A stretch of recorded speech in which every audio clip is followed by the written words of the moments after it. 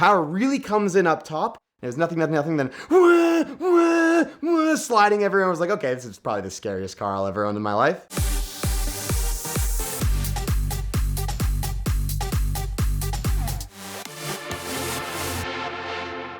We were doing a cheap American muscle car challenge, and my immediate thought was, what's the most powerful thing that I can find for the cheapest amount of money? So with American muscle cars, people modify those all day long. So you can find a lot of decently modified American muscle cars. And at first I was looking at, Camaros and some Mustangs that were like, 300-400 horsepower supercharged, like, early 2000s cars. And I was like, all right, that would be pretty fun. I went to go look at one, didn't really like it. And then all of a sudden I just see this listing pop up. It's a 2004 Mustang GT, and it had the worst pictures I've ever seen on a marketplace listing. It was like a screenshot of a picture from 100 feet away, and then weird screenshots of someone else's text messages about the build list of the car.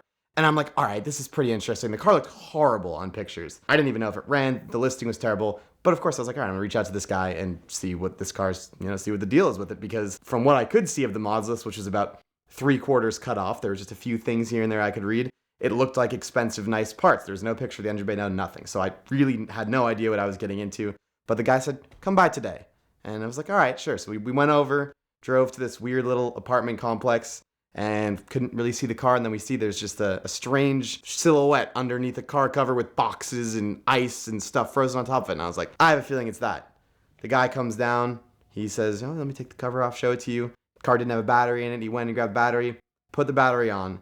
And the second it fired up, it sounded like, and this is very cliche term, but it sounded like a bat out of hell. It had this sound to it of just a very powerful vehicle. And it ran, it turned on, it ran, it's loping away, blah, blah, blah, blah, blah. You look under the hood, so the car has this giant Vortec blower. It's got a fully built motor, built transmission, built diff, drive shaft, every single part had been done to it. It's got a roll cage, all this stuff. And I'm sitting there. He had it listed for, I think he had it listed for 11 when I first messaged him. I basically was like, all right, well, have you had people interested? He's like, actually, you're the first person to come look at it. I've had a few people, but no one really seems serious. And I was like, okay, well, I came here with $8,000 cash today for you. I was like, I really want it, but like, he didn't know anything about the car. He wasn't the one who built it. He was just the guy selling it. He took on someone else's project. And from what I could tell is he just needed the car gone. He basically said that he needed to sell it. So he kind of gave me the opportunity to come in hard, and I showed him the cash. He ended up getting me up to $8,500. I wasn't as shrewd as I could have been, but I felt that was pretty good, right? So you know what? Jackson, who runs the Captain Crankshaft YouTube channel with me, I said, Jackson, I'm taking this car home right now. So we slapped a random plate on it, as one does, and just drove it. We made it about 100 feet out of this complex, and I'm like, all right, let's see what this thing's made of. I let it warm up. Car's running fully 85. It was about 10 degrees out. It's on drag radials. It was wet on the roads, and the intake is at the bottom of the front bumper. And I'm like, all right, what could go wrong? So I get on the car on the on-ramp, and it's just like nothing. And I don't know if any of you have driven a Vortec car. The power really comes in up top. There's nothing, then wah, wah, wah, sliding everywhere. I was like, okay, this is probably the scariest car I'll ever own in my life. Make it about another 100 feet down the highway. I'm like, all right, I'm comfortable to now drop a couple gears. The shifter's the stiffest, the most aggressive shifter you've ever felt in your life. Get on it, makes great power, upshift, and then all of a sudden I notice that I'm not making boost anymore. And I'm like, okay, that's pretty weird. I go to pull over, I'm not getting power steering anymore. And my mind wasn't really thinking about what it was. I was like, the owner said there was a problem with the power steering system, so I was like, oh, it's probably that. Then I realized I don't have power brakes, and the car starts to overheat and starts to steam and pour out of it, and I'm like, oh, this is probably a bigger problem. So I think I made it about, I don't know, half a mile away from this guy's house before I had a major breakdown. The car overheated, the belt shredded itself into a million pieces. And at that point, I was feeling a little bit discouraged. Got the car in a tow truck, took it back to the shop, realized that now I'm stuck with this car. I can't really sell it for $8,500 if it doesn't work. So I had to fix it. So then you dive into the rabbit hole of learning about old cars that were modified 10 years ago and parts and issues, and looking at weird forum posts, which is always annoying. Thankful for ChatGPT because it can go through those for me. What ChatGPT and I decided was that one of the pulleys was maybe misaligned or sticking. So I ordered a little laser thing for $100, aligned everything, got it all to where it looked for it, found one of the pulleys was maybe, there was a washer on it that was causing the belt to overheat, threw that all together, and I was like, all right, it's time to take it for a test drive. And this was, I would say I got it all running a week and a half before I had a commitment to drive the car all the way from Boston, Massachusetts to Miami, Florida. I had no idea if it was gonna work. So I get in, turn it on, fires right up. I'm like, all right, let's go take it around the block. Did a couple pulls, everything is going great. I'm like, okay, sweet. This car runs great now. Not going to have any problems. I'm going to take it home tonight. So I get on the highway, take it home, do some pulls, having a blast. The rear end's kicking out at 100 miles an hour. Car's absolutely terrifying, but I'm loving it. It's the coolest thing ever. I'm like, for $8,600 now, $700, whatever I'm into it at that point, this is the best thing on the entire planet. And then I get to my gym parking lot and I smell something. I'm like, it smells weird. So I pop the hood, as one does. And I noticed that the 8-rib belt, it had a custom 8-rib wide belt on it. The belt that I put on it after the Verse 1 snap was a heavy-duty belt. It had become a 7-rib belt. So I'm sitting there thinking, I'm like, okay, I probably aligned that incorrectly. I did something wrong, but we leave in 3 days. So then what I did was I panic ordered as many of those exact belts as I could, which were belts for a diesel semi-truck, which was meant to be very strong.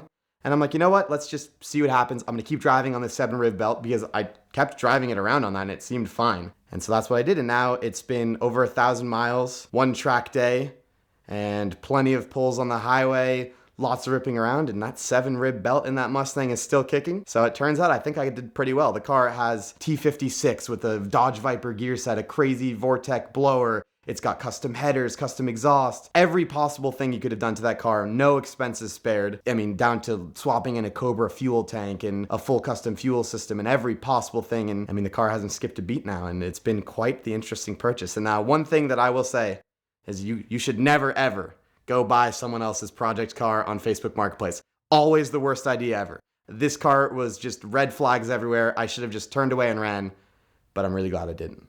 When I saw this car, when I saw the parts list, when I really started tearing it down, I mean, my first thought was immediately, well, I only paid $8,000 for this. Let's see how much it would cost to buy this. And you can still buy pretty much all the parts from the OEMs that make them. There's a few things that are a little bit dated on the car, and if it were built now, it'd probably be flex fuel and have a custom ECU and all that, but pretty much everything on that car is still fairly current, and if you're modifying a 2004 Mustang, you can go buy pretty much everything from the custom subframes to the transmission and everything, and they're not cheap parts is what I found out. And some guy, a few owners back was a big baller, and tens of thousands of dollars easily. I mean, just the motor build alone is probably a $10,000, $15,000 motor build. Which, by the way, if you know about 2-valve Mustangs, that is so ridiculously stupid to do because, that motor is not that good. So most people just swap them to something else if they're going to make those cars fast. So it's kind of a weird thing. The guy was definitely an enthusiast. So somebody easily spent over $50,000, $60,000, poured their money into building the strangest but really fast 2-valve Mustang. To add insult to the injury of what the previous owner has spent and wanted to get for this car, he had just rebuilt the blower on it, had the car retuned, which I was told was a very conservative tune because this guy, really nice guy, he stressed to me about 50 times that the car was terrifying and scary and I shouldn't floor it and I shouldn't drive it in the wet and I shouldn't drive it in the cold. And he took the car, got it tuned, got it dynoed, 620, 625 to the wheel on a very conservative tune. And I think for the money I spent, I don't think you can buy a car that makes more power. If you get a ticket, the first thing you should do is text a picture of it to 305-305. That will get the ticket clinic on your case immediately. You'll be facing costly fines, risks of suspension, possible jail time, points on your license, higher insurance premiums, and a lot of bad things that they can help you to avoid. You can also find them at the link in the description below, but the Ticket Clinic is a nationwide law firm with brick and mortar offices in Georgia, Florida, and California, but they've got attorneys everywhere, and that's what's most important because a local attorney will know exactly how the local laws work, know the people who are in charge, and get you the best outcome possible. So text a picture of your ticket to 305-305 or click the link in the description below to fight your ticket with the Ticket Clinic.